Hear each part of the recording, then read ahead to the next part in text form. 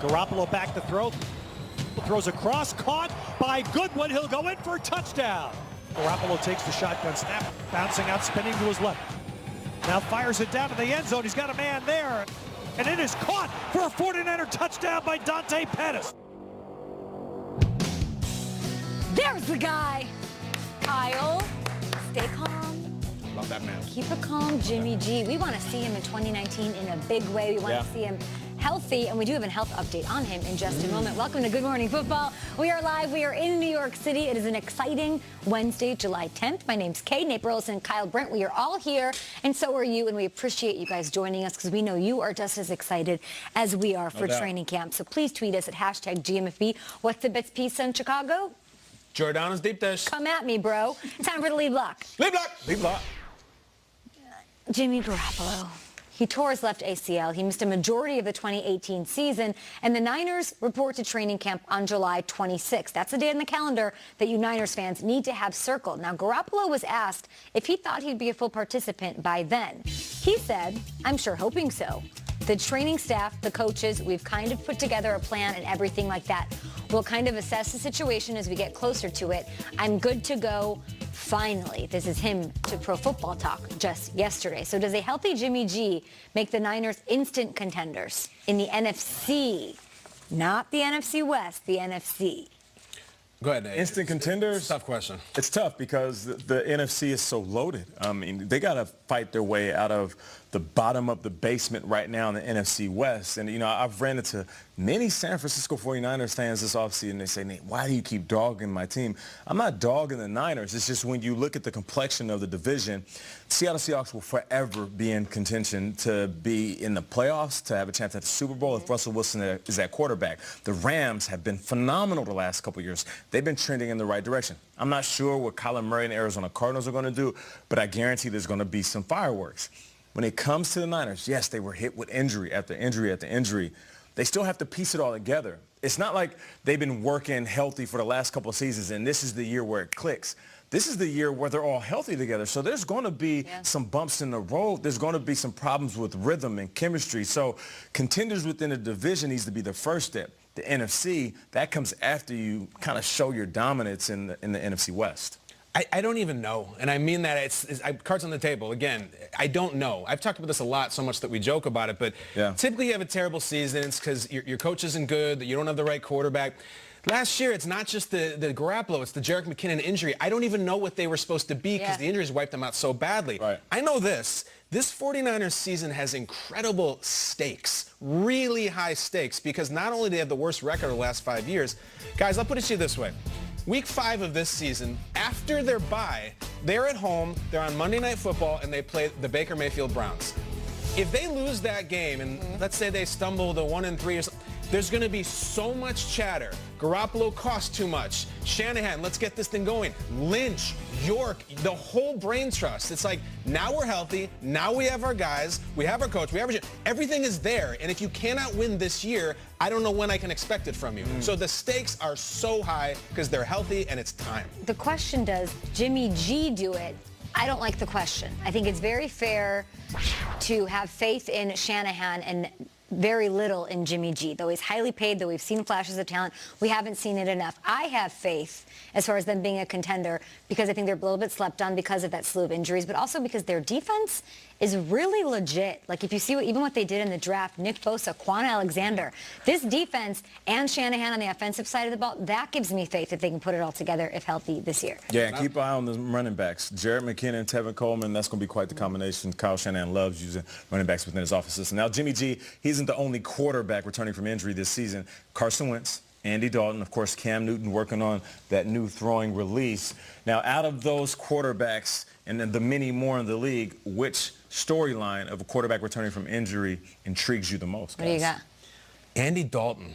I don't think I've ever been intrigued by Andy Dalton in my life, and I am now because Marv is gone. Everything about the Bengals is intriguing, certainly their franchise quarterback. Guys, sometimes couples get divorced, and it's a good thing. They had a great run. They've grown as people. It's time to go a different direction. And Andy Dalton is with a new person now in Zach Taylor with new ideas and fresh thoughts and fresh offense. And meanwhile, AJ and Mixon and we're going to find out a lot about Andy Dalton this year, a lot, because people look at his paycheck and his results and they criticize him. Maybe he's fantastic. Maybe he doesn't have it. But it's sort of like I'm saying about the Niners. If not now, Andy Dalton, when? When are we going to win that playoff game? I hope it happens, and I want to see the Zach Taylor regime work because I was so ready for Marv to be gone, but it's going to come down to that quarterback. I have no idea. You have no feeling. I would think he'd be hopefully better than he's been. Sometimes they hire these young coaches and it fizzles. Yeah. He was pretty good with Marv, but can he be great with Taylor? We had a Bengals defensive player on our show a little bit earlier this week that really likes and is buying into what Mr. Taylor is doing. I think Cam's pretty intriguing if I had to pick, just because I never know. I never know what to expect, and he's got the highest highs and the lowest lows. At his best, he's better than anybody in the league from an athletic standpoint. Agreed. Yeah. You call him football LeBron. Yeah. That is what he in fact is. So if he can reclaim some of that, and he's got a chip on his shoulder, something to prove, some really exciting weapons, I can't wait to see this all or nothing. I'm going to binge the heck out of this thing. I want to book a flight just so I can binge it the entire time. That's your Stranger Things. Yes, to see how they handle the adversity, what they had to go through, a 7-game losing skid, losing him. He's showing his value just by what happens to that team when he's off of the field. So to me, what does it look like if he tries to change it up? We're hearing Todd Gurley tell our Omar Ruiz how difficult it would be to try to fundamentally change the style and the way that he plays. Well, that's what's being asked of a quarterback. So we'll see how it works out in 2019. The most intriguing QB returning from injury, I'm going to go with Josh Rosen. I know you're saying, what? When he gets feelings hurt? He wasn't injured? Yeah, you guys don't remember? He injured his ACL. ACL standing for Arizona Cardinals loyalty. For a guy that was drafted to a team and was given the keys, and then all of a sudden, right when he's ready to take that car out, they say, oh, actually, come here, man. Your license expired, and we're going to give this car to somebody else. But wait, I haven't had a fair chance to drive it yet. No, it's cool. Just give me the keys. We're looking at somebody else who's going to take your seat. And now he's on a new team, new system, and still going to have to fight for an opportunity to make plays. I mean, Fitzpatrick is going to come in. You know, it's funny. This has been a long offseason, and moving all around, you meet all kind of fans. Dolphins fans are saying, we have to start Fitzpatrick because we know he's going to start off 3-0 and he's going to break all kind of records. But after that, we might have to give Rosen an opportunity. And I feel like Rosen is sitting back saying, all right, I'm in a situation where I need to beat out the guy in front of me and then prove not only to this organization, but to the team that drafted me and the entire landscape of the NFL that I'm a legit starting quarterback. So, yeah, that Arizona Cardinals loyalty that was snapped like an ACL, I feel like he needs to sit back and take that as motivation and make sure that's the fuel to his fire for the rest of his career. ACL, Arizona Cardinals loyalty. Yeah, man. Some people think it was always crying loudly about him, but he's got to make plays. You're right. Guys, let me give you a quick who you got. Who you got more likely to win the NFC, get to the Super Bowl? Cam Newton or Carson Wentz? Wentz. Got to pick one. Who you got? Okay, you said Wentz? Yeah, I got to go Wentz. I mean, I hope he can stay on the field. We know what he can do from a talent perspective, but it's more about that team. Can we find something wrong with their offense or defense? They're really loaded. Is there a hole that we can even explore? Instead, we're talking about the waves of depth that's reminiscent of when they went ahead and won the Super Bowl. They are loaded and primed to win the NFC and maybe even a Super Bowl again this year. Carson Wentz, Their never roster been in a is so playoff good. game. Loaded roster. It's going to come down to him, but both of these guys have been banged up. Nate, who you got?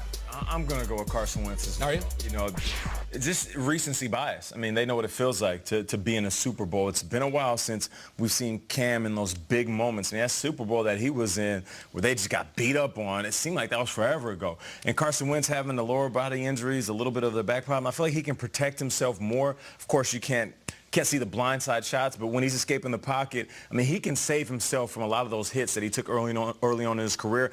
Cam Newton, that arm, it's like a pitcher. It could go at any time if he's not treating it the right way, prehabbing it the right way. So for me, I'm going with the Eagles. And I feel like Jordan Howard is a huge pickup for him. It's going to take a ton of pressure off of Carson Wentz. That's true. They're loaded. They are loaded. They're set up to win. They're so good. And as far as Cam, football LeBron and real LeBron both took a year off from the playoffs, so they both got work to do, right? Come on. Point, man. Good point. I mentioned Todd Gurley sitting down with our very own Omar Ruiz. Yeah. Well, he happened to do that and give an update on his knee injury that kept him on that bike, kept him off of the field, opened a door for C.J. Anderson. You know what happened, but what is going to happen in 2019?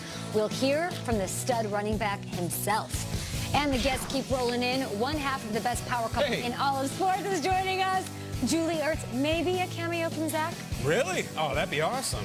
Taking a look here at the parade route. A little ticker tape just blocks away from Good Morning Football Live in New York City. Fans already gathering to celebrate the World Cup champs. They're showing up to see Nate's clothes, I thought. No? No.